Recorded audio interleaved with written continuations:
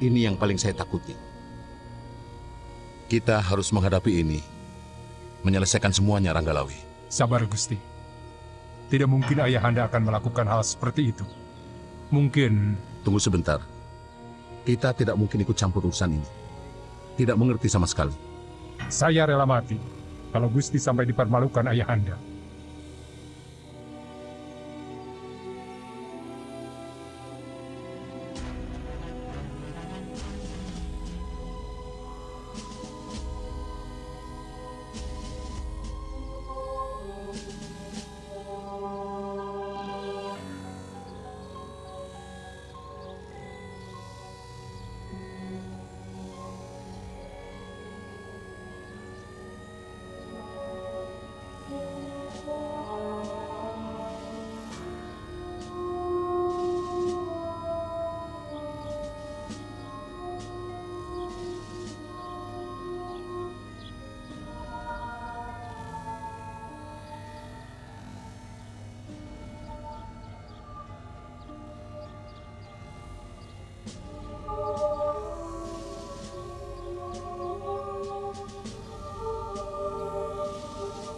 Selamat datang, Gusti Putri, cucu Narasingamurti menantu Sang Kartanegara.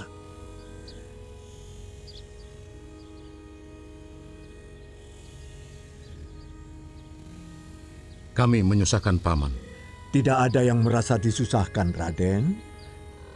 Kita sama-sama abdi Sang Baginda. Silakan Raden beristirahat. Silakan, Gusti. Kami akan mengantarkan ke rumah peristirahatan.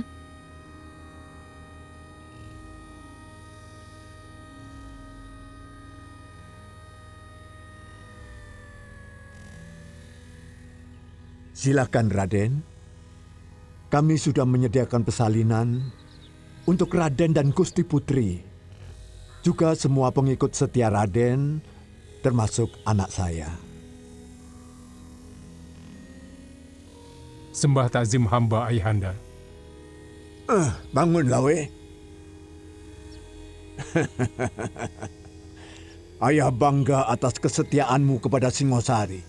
Begitulah seharusnya seorang kesatria. Lawe banyak membantu saya. Sudah menjadi tugas setiap abdi negara. Lawe, ajak teman-temanmu ke balai tamu. Mereka juga perlu istirahat. Raden, nanti malam kami akan bertamu ke tempat Raden. Terima kasih.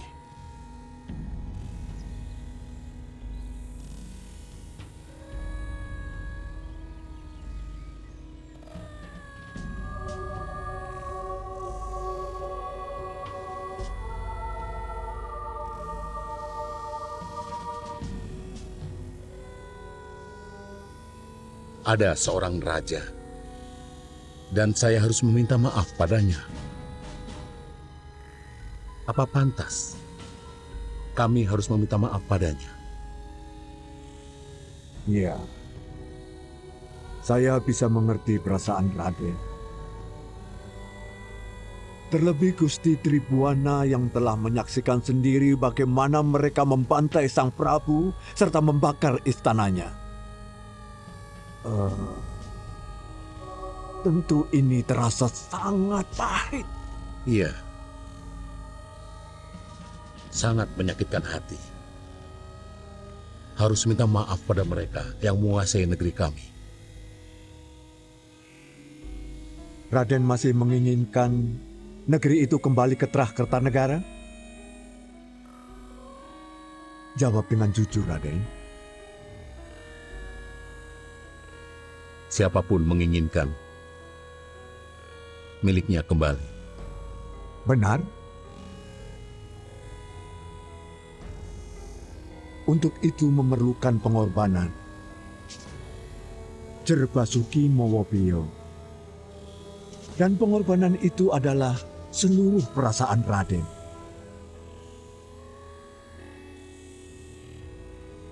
Masalahnya, apakah Jayakatwang akan memaafkan kamu?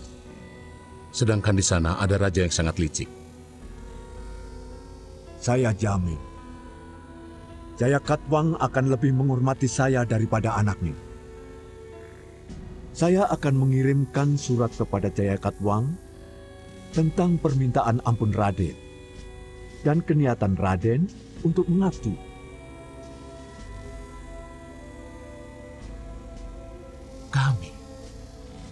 Kami harus mengabdi kepada musuh.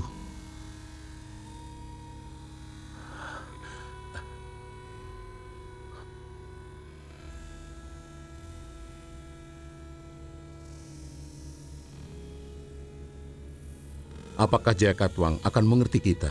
Kalau Jayakatwang sudah memberikan ampun, tentu saja dia akan menempatkan Raden bukan sebagai orang rendahan. Karena Raden keturunan bangsawan, maka keuntungan pertama mulai muncul. Paling tidak Raden, keuntungan pertama ialah Gusti Tribhuwana akan mendapat berita tentang kerabatnya yang selamat.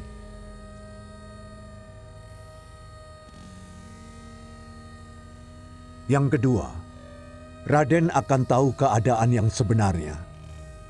Siapa-siapa kerabat Singosari yang masih setia dan di mana mereka berada. Kemudian Raden juga akan mengetahui kekuatan orang gelang-gelang. Siapa-siapa yang menjadi kunci penentu. Kalau misalnya hal itu sudah saya lakukan, Jayakatwang akan menawari tanah perdikan. Tidak mungkin dia akan membiarkan Raden hidup bersama orang-orang Terahdaha. Dan tidak mungkin pula kalau membiarkan Raden hidup di tengah orang Kediri ataupun Singosari. Dia takut kalau Raden menyusun kekuatan, kemudian membalas dendam. Nah, ini suatu kesempatan yang paling baik. Maka Raden mintalah tanah di daerah Tarik.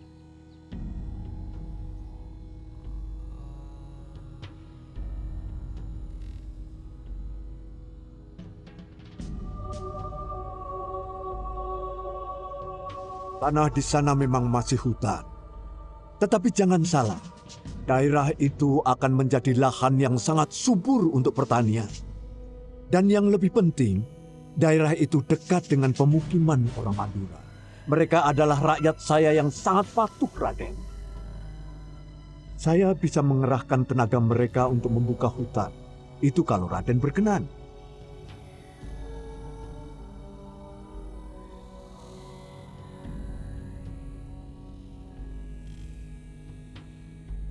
kalau Dewata berkenan, kami memiliki negeri lagi.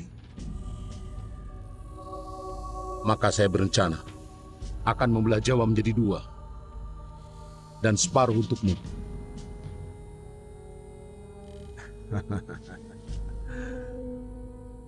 Bagi saya yang penting, Raden berhasil menjadi raja.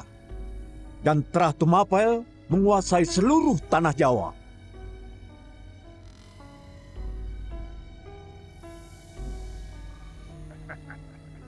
Kamu pikir cuma kamu yang bisa membuat syair? Aku ini empu pembuat syair. Tapi aku juga seorang pendekar. Bahkan aku sudah menciptakan jurus-jurus bersyair. Saya benci pendekar. Adik saya seorang pendekar. Wataknya urakan. Dan Aki tahu kenapa luka ini dan kenapa sampai saya jatuh ke jurang ini. Karena ulah dia, Ki. Jadi pendekar itu jahat. Pembuat syair itu baik dan waskita, begitu? Kenyataannya begitu. Oh, belum tentu. Yang jahat dan yang baik itu, nih, siapapun bisa berbuat jahat kalau hatinya jahat. Siapapun bisa berbuat baik kalau hatinya baik. Seorang pendekar paling banter bisa menghancurkan 4 atau 5 orang. Tapi seorang penyair bisa menghancurkan sebuah negeri tergantung hati nuraninya. Mustahil? Kalau syairnya menghasut rakyat untuk berontak, kemudian rakyat terpengaruh, maka negeri itu akan gonjang-ganjing, kemudian amruk. Ketika kata-kata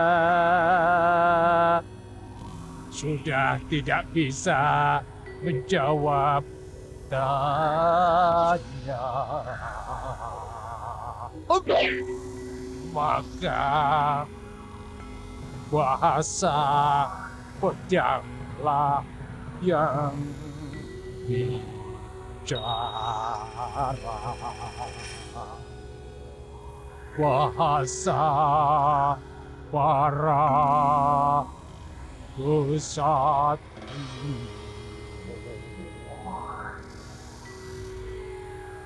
Bumi menuntut sesaji darah manusia.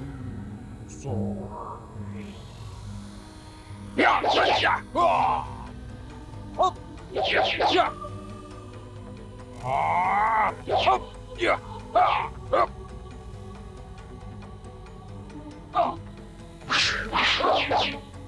Ya.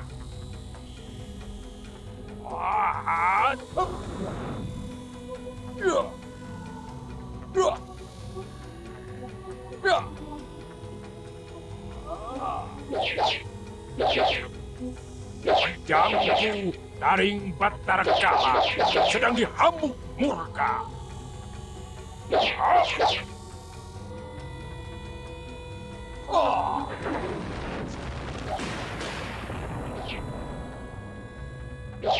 Amarahnya menelan rembulan jadi gerhana. Bumi gelap pekat menangis air mata merah. Setelah kilap pedang menusuk dunia. Ya!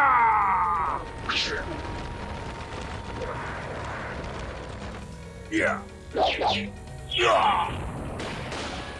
Darah mengalir dari ujung pedang. Kekuasaan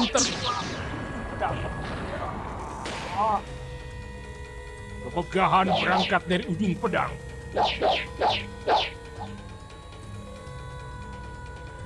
Bagaimana derita juga tergelar dari ujung-ujung yang sama.